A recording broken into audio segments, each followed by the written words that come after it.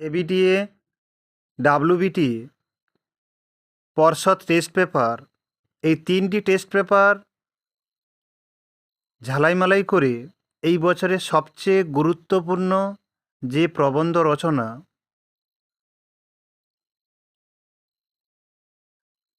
সবচেয়ে বেশি গুরুত্বপূর্ণ, তোমাদের আজকের এই ভিডিওর মাধ্যমে দেখাবো। তোমরা এক এক করে দেখবে।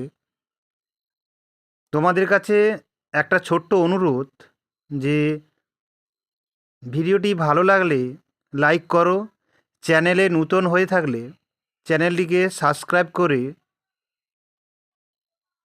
পাশে থেকো, আর তোমার বন্ধুদের এই ভিডিওটি শেয়ার করো যাতে তোমার দ্বারা তারা উপকৃত হয়। আর কথা না বাড়িয়ে এবার চলে আসি মূল সাজেশানে।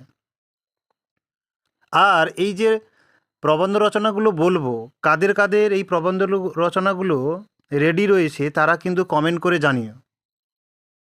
দেখো, এবছর সবচেয়ে মোস্ট গুরুত্বপূর্ণ যে রচনাটা, প্রথমে দেখো প্রবন্ধ রচনা বিজ্ঞান বনাম কুসংস্কার। এই বিজ্ঞান বনাম কুসংস্কার বিভিন্ন নামেও আসতে পারে, কিন্তু কেমন করে? তুমি পড়ে গেলে বিজ্ঞান বনাম কুসংস্কার, পরীক্ষার খাতায় পড়লো বিজ্ঞান ও কুসংস্কার, একই উত্তর।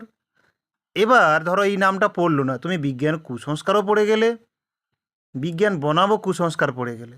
ধরো এই দুটো প্রশ্ন না এসে হঠাৎ করে পড়লো যে বিজ্ঞান মনস্কতা ও কুসংস্কার, তুমি কি ঘাবড়ে গেলে? কী ব্যাপার, প্রশ্নটা কি ঘুরিয়ে দিল? হ্যাঁ, একই উত্তর।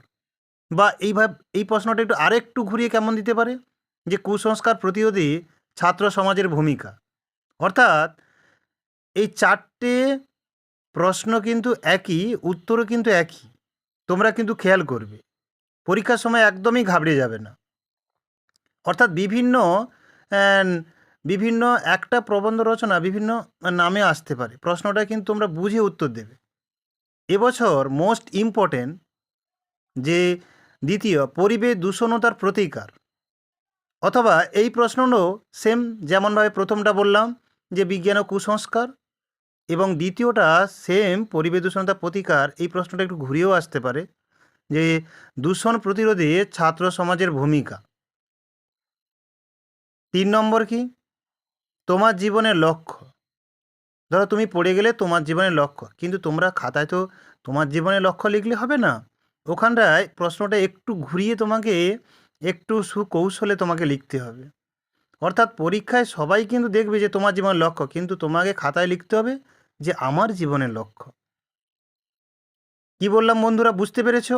যারা যারা বুঝতে পারোনি কমেন্ট করে জানিও। যদি এই ভিডিওর মাধ্যমে কারো যদি উপকৃত হয়, তোমরা কিন্তু তোমার বন্ধুদের কিন্তু শেয়ার করে দেবে। এবং এবছরের 3 নম্বর বলে দিলাম, 4 নম্বর যেটা হচ্ছে বাংলা উৎসব, 4 নম্বর। এবং অতিরিক্ত এই 4টে পড়লে তো হবে না, যে এই ভিডিওর মাধ্যমে যে বলছি বলে যে এই 4টেই পড়ে যাব, যে সব কমন পেয়ে যাব হুবহু, এরকম কোনো তো ব্যাপার নেই। অর্থাৎ তোমাকে একটু কিন্তু প্র্যাকটিস করে যেতে হবে। যে কোনো প্রশ্ন একটু ঘুরিয়েও আসতে পারে। বিগত বছরের থেকে প্রতি বছরই আমাদের সাজেশান লেগে যায়, কিন্তু যদি বাই চান্স প্রশ্নটা একটু ঘুরিয়ে আসলো না, তখন তুমি কিভাবে কি করবে? তার জন্য অতিরিক্ত তোমাকে আরও 2-3টে পড়তে হবে। যেমন দেখো 4 নম্বর কী লেখা আছে, বাংলার উৎসব।